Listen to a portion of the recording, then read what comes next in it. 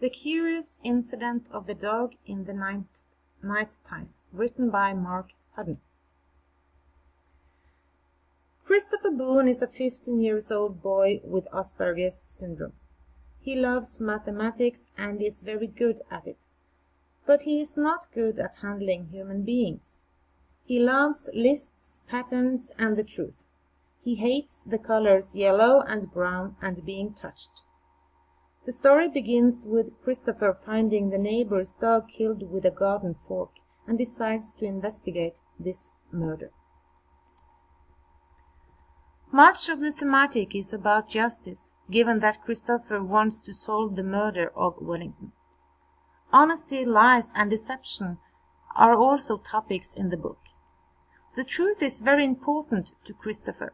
He trusts those who tell the truth and fears those who lie. Christopher does not tell lies because he is a good person. Christopher has for several years believed that his mother was dead, but it was a lie his father had told him. His father had also lied about who killed Wellington. When Christopher discovers the truth, he is afraid his father could kill him too. The author used charts and lists in the book to explain how Christopher thought and solved tasks. That made the explanations fun and interesting. Here is a picture from the book where the author explains how the chapters are divided into prime numbers, because Christopher likes prime numbers.